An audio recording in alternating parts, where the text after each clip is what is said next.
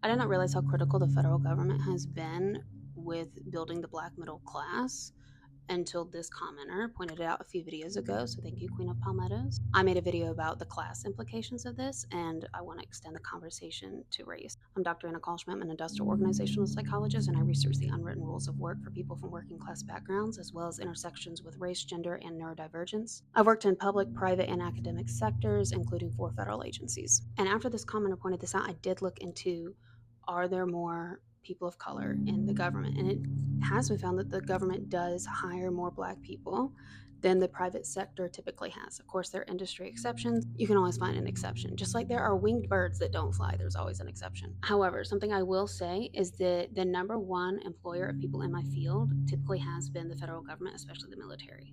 And the reason being that there are implications for making mistakes with hiring that the government typically takes more seriously than corporate. Corporate thinks very short term. So, for example, a lot of the studies on should women be in combat and what were the criteria for that were done by IO psychologists. These studies looked at um, how much weight somebody needed to carry to be able to lift up the average sized man in his uniform with his weapons, and could they carry them appropriately? Because dragging somebody across the field, that's a landmine risk. You got to be able to pick them up properly and carry them out.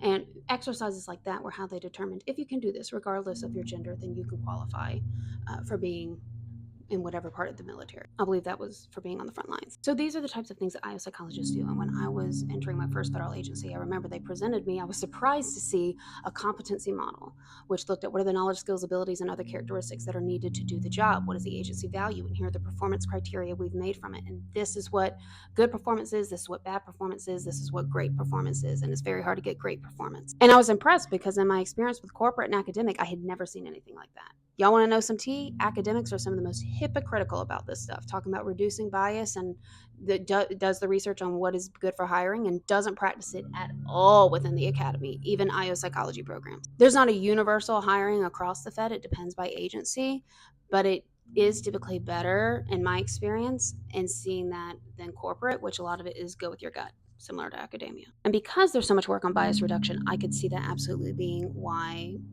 more black people have thrived in the federal government. And to be clear, the only people who are given bonus points when they apply, even with affirmative action, the only people given bonus points when they apply to a federal job are veterans and disabled people.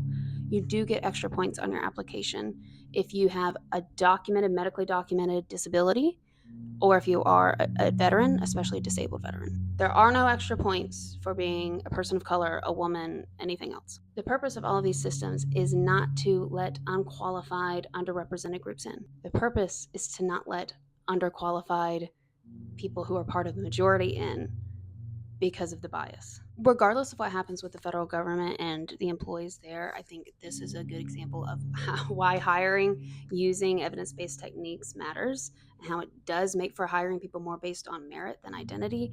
And if you don't think that's true, if you don't think it's possible that Black people are more qualified to do things than is typically represented in corporate, then you need to ask yourself why you assume they are not qualified.